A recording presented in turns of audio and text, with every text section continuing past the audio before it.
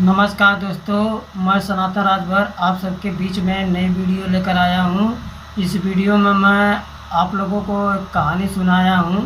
किसी ने कमाल की बात कही है कि पानी में गिरने से इंसान की मृत्यु नहीं होती है। इंसान की मृत्यु तब होती है जब उसको तैरना नहीं आता। परिस्थितियाँ कभी भी समस्या नहीं बनती। समस्या जब बनती है जब उसको निपटना नहीं आता है। दोस्तों, इसी के साथ मैं कहानी स्टार्ट करता हूँ। एक राजा जिनका नाम था वीर राजा। वह राजा बहुत ही बढ़िया राजा था और प्रजा उससे बहुत ही खुश रहती थी। इतना खुश रहती थी कि वो ऊपर वाले से विनती करती थी कि ऐसा राजा हम लोगों के बीच में है कि बहुत बढ़िया राजा है। वो राजा पूरा प्रजा को अपने अच्छी तरह देखभाल करता था। इसलिए राजा को प्रजा इतना मानती थी कि वो भगवान समझती थी कि हमारे बीच में राजा बहुत बढ़िया राजा है। और दोस्तों, जैसे कि वो राजा को एक आँख नहीं थी और एक पैर नहीं था, तब भी राजा को कोई मलाल नहीं था कि हमको एक आँख नहीं है और एक पैर नहीं है। तब भी उतना पे भी राजा अपने प्रजा को इतना बढ़िया से देखती थी कि प्रजा में कोई दिक्कत भी होती थी तो अपने सैनिकों को बोल के वो इतना सब कुछ सही ढंग से करा देता था कि प्रजा खुश रहती थी।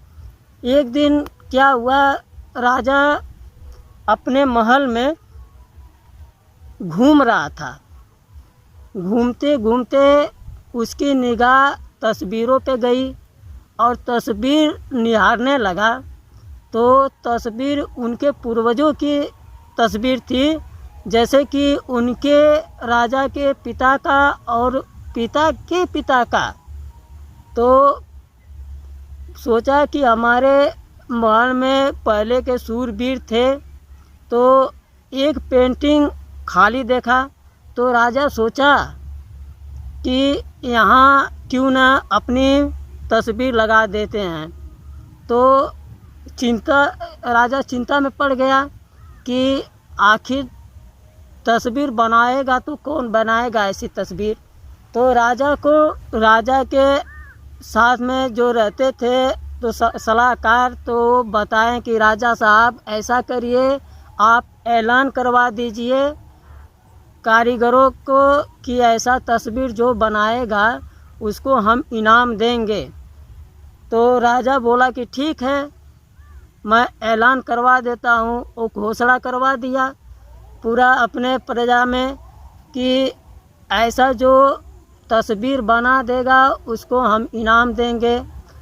तो दोस्तों, बनाने के लिए तो बना देते, लेकिन कारीगर चिंता में पड़ गए थे कि हम अगर राजा की तस्वीर बनाएंगे, दोस्तों जैसे कि राजा को एक आँख नहीं है, एक पैर नहीं है, अगर तनी इसमें टूटियाँ होगी तो राजा हमको कारागार में डालवा देगा या फांसी पर चढ़वा देगा। कारीगर इतना डर गए थे कि कोई तैयार ही नहीं होता था कि हम तस्वीर बनाएं। मगर उसमें दोस्तों एक कारीगर था, नवयुवक, वो दिमाग से बहुत तेज़ था।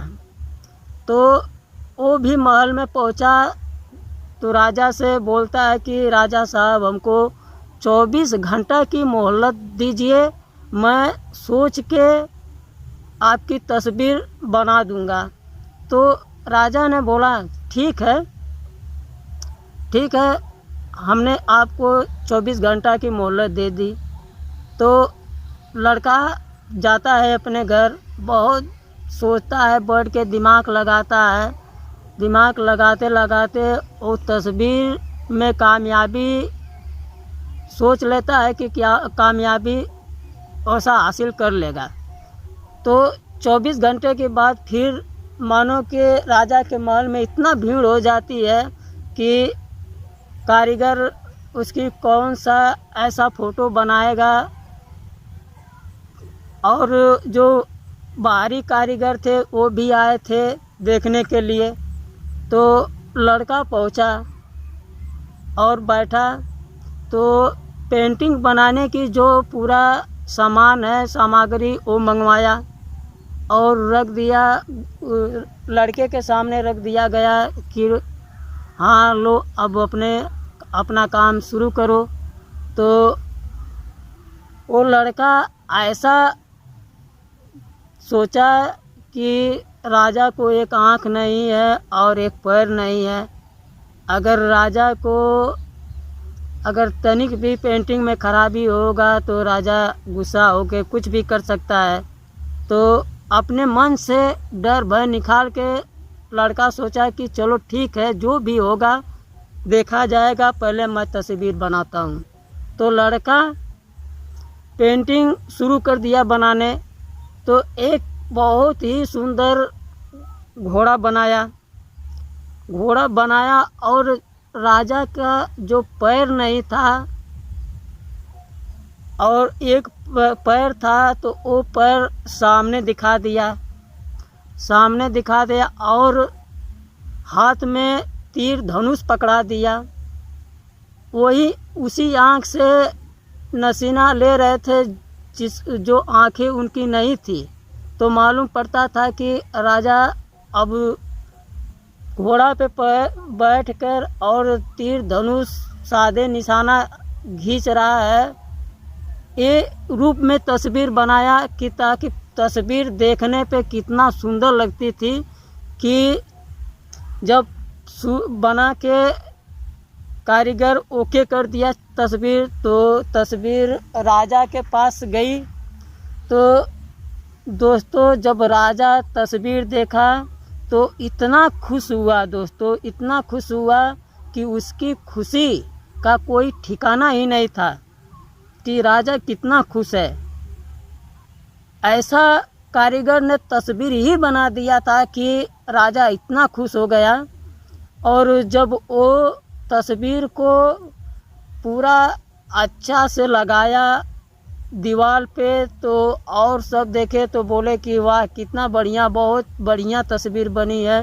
राजा बहुत खुश हो गया और जो लड़का तस्वीर बनाया था कारीगर, उसको इतना इनाम दिया कि वो लड़का भी बहुत खुश हो गया। इसी के साथ दोस्तों आपको ये कहानी कैसी लगी? कहानी अच्छी लगी होगी तो मैं अगली वीडियो में फिर आऊँगा नई कहानी लेकर। इसके दोस्तों अब हमको इजाज़त दीजिए। जय हिंद। अगली वीडियो में फिर मिलेंगे। चल रहे हैं।